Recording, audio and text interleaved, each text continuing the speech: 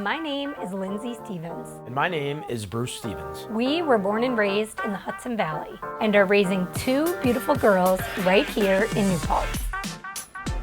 We are avid outdoor enthusiasts. We love to explore and share our experiences with others. And, oh yeah, we own and operate a real estate agency. And a property management company. Right here in town. Follow us as we expose you to the wonderful local businesses, people, places, and things this area has to offer. It's time to get seriously local. Let's go.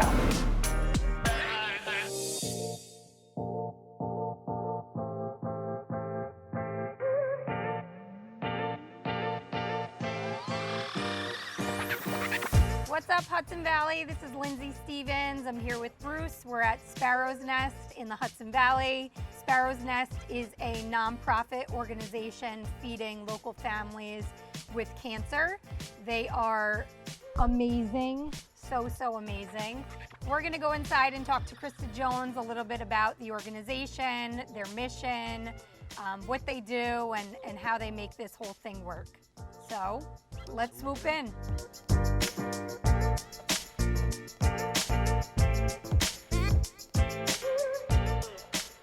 What's up, Hudson Valley? How we doing? Bruce Stevens here with Seriously Local. Today we have a special guest. We have Krista Jones from Sparrow's Nest.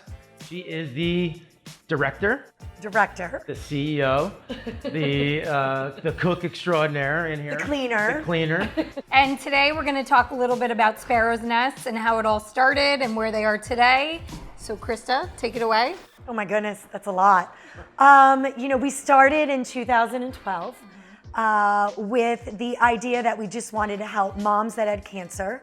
I had lost a friend at that time, Kathy Haw, to stage 4 colon cancer.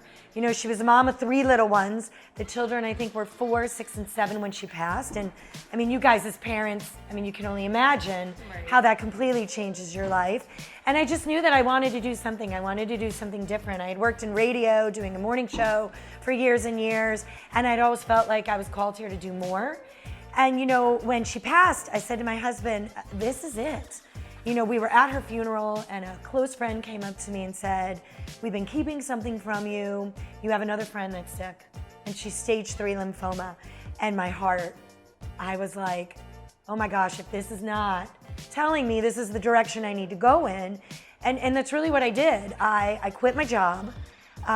We decided we want to stay here in the Valley because we love the Valley. This really is my home. I've moved all my life. So I had finally found a home. You know, I've been here since I was 20. So to me, this is, you know, half my life. And this is where we wanted to do it. We had so many friends that needed help. It was crazy how it all came together. So it started with a small idea. You know, I knew that I just wanted to cook meals so that people that are fighting cancer had something else they can concentrate on, right? Because the American Cancer Society is amazing, and the Leukemia Lymphoma Society is amazing, and they're looking for a cure, and we need a cure. But until then, what are we doing in our backyard to help, to make sure that people that have cancer are being taken care of? So it was simple. It was a meal that they don't have to make. It was a meal that they don't have to buy. It was a meal that they don't have to worry about. And think about it. When are you, I know that you guys, your kids are still little, but as they get older and you're running all over the place, when are you together? You're really only together at the dinner table. Yeah. So it's providing some normalcy at a time where nothing is normal. Yeah. Nothing. We just think you're so amazing. Well, I really do. We really do. I'm really and just all the of the vessel. Hudson Valley does. I mean, you've done just such a tremendous job at caring for everybody and really selfless. You guys. I think the reason it works is because really I'm just the vessel, and it really is because everybody in the Valley knows somebody that's sick. Yeah. They can all relate in some way because unfortunately we all know somebody that has cancer. So, you know, and we didn't want to just make it moms. Yeah. You know, I was gonna feed the world when I started. My girlfriends were like, hold pants. Let's start with moms. But you know, I told my board of directors as we were interviewing and getting people on the board of directors, I said, listen, this is my vision. Either you're on board or you're not here. Because, you know, we didn't want to turn away dads and we didn't want to turn away children. And we're even talking now about senior citizens, and we're not done, you know. People are like, can you believe how far you've gone? And I'm like, we're not far enough. We're just getting started. How many people were you feeding when you first started? We were feeding 12 people, and we didn't require medical paperwork. And that can bite you when you don't do that stuff. So in 13, we really got it all together. So we started with 12 people. I think it was 3 families in 2012. And now this week, we have 87 families that are in all of Dutchess and Putnam counties, parts of Ulster and Orange. And then we have 50 more people that are in Westchester at Ronald McDonald Home at the Maria Ferrari. So we have like 360 this week that we're feeding. Whoa. It's crazy. Yeah. Good crazy, but it's crazy. It's been a natural progression, basically. Yeah, we had to make sure we could sustain ourselves. And I mean, we sustain ourselves with people like you guys. You know, your business is supporting our gala, and it's small local businesses. We're not supported by the big conglomerates. Walmart is not giving us $50,000. You know, Bayhorse Barns and Gazebos is giving us $40,000 out of his money every year. It's small businesses, mom and pops that start their own businesses. Because it's grassroots. Yeah, we're here. And it's amazing. Yeah. It's just amazing. It brings everyone together in the community. It does. You know? It does. And you definitely do a good job at that. You know, the gala's amazing. It was an amazing event. And you want to tell the listeners a little bit about it because tickets are on sale. Tickets are on sale, but we only have 80 tickets left of the 300. And we've only had them up for a little less than 2 weeks. Tickets are on sale. They're $125 a piece, but it is amazing. It's going to be in Indian Ridge, over the border in Highland. I say that because, I don't know, the river. People think the river's like this border and you can't go over it. So we're going to be in Highland. It's going to be on June 1st. We have a live band called Noise in the Basement. And Lola's, Ed Kowalski and crew are cooking all farm food. And then we've got Tuttletown with like bourbon and vodka and Nostrano's Vineyards and, you know, Drink More Good. And we've got Millhouse, so we've got all local spirits. It's gonna be a nice time. Amazing. It's gonna be a good time. I noticed a logo on your hat, so Sparrow's Nest. How did that tie into your brand and your business? Well, that's a good question.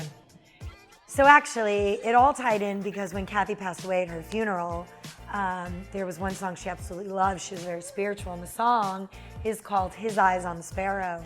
And it's just a song that says, listen, wherever you go, I'm gonna protect you. You're gonna be okay. So we took that and we thought, well, what does a bird protect? A bird protects their nest, right? Yeah. And we all protect our family.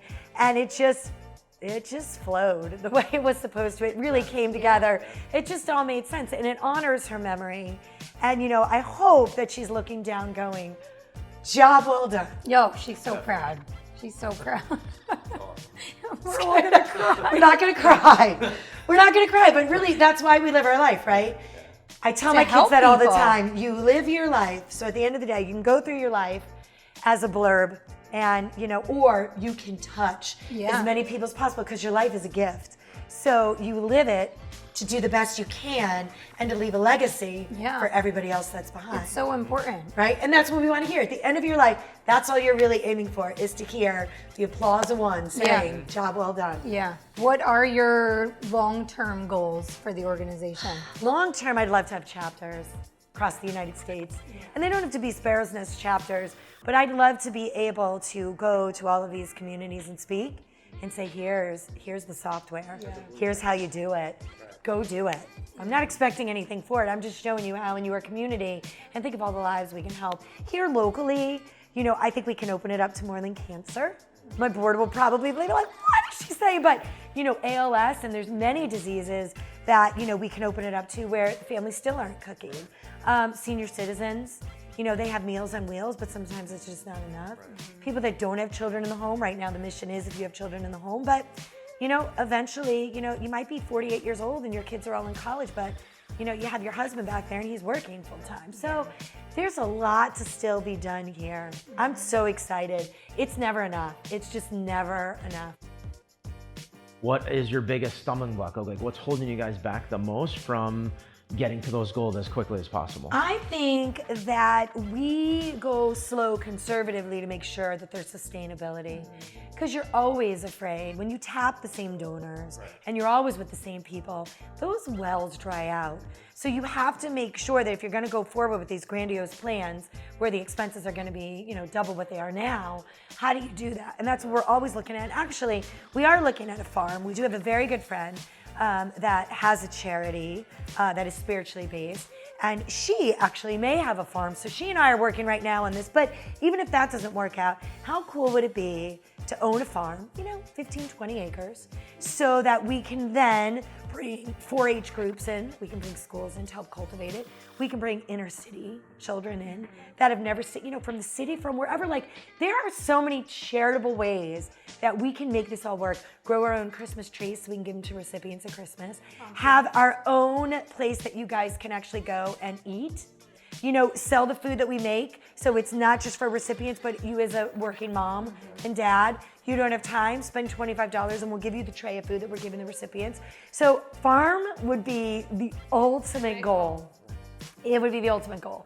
Because really, right, we care about what's going into our bodies. So how cool if we can actually watch what we're growing and know what we're eating. And use it. Absolutely. And not Yeah. have to pay for it. And can it and jam it. Yeah.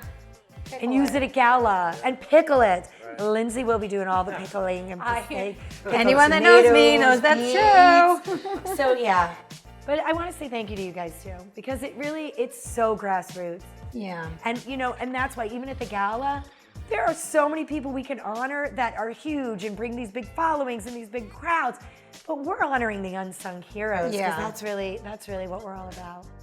So we obviously love the Hudson Valley also, which is part of the reason we do Seriously Local. What is maybe your favorite thing about the Hudson Valley, living here, working here, anything in particular? Gosh. There's a lot. I mean, the people. I love the people. I love the feel. The farmers. I mean, we're in the business of food, and we're in the business of putting the most healthiest things in your mouth. And the farmers in this area, once season starts, I can't even tell you how much food we get.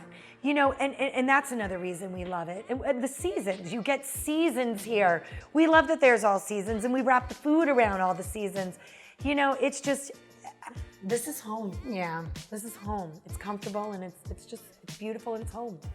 And listen, yes, financially we have to sustain ourselves, but we're not turning you away if you can't give financially, because there are people that can't give financially. If you want to give of your time, or if you want to give of your talent and you crochet, or you want to make feel-good bags, we will take you. We try very hard not to turn anybody away. So you call us and go, hey, I can't do this. What do you think I could do? And we'll create something. Because we want you to see, where does that money go? It's the most important thing to us. Do it. Come, donate your time, donate your money, whatever. We're not going to say no to the money. Whatever it takes, you will not regret it. These people are amazing. Oh, thank you. Thank you so much. Thank you.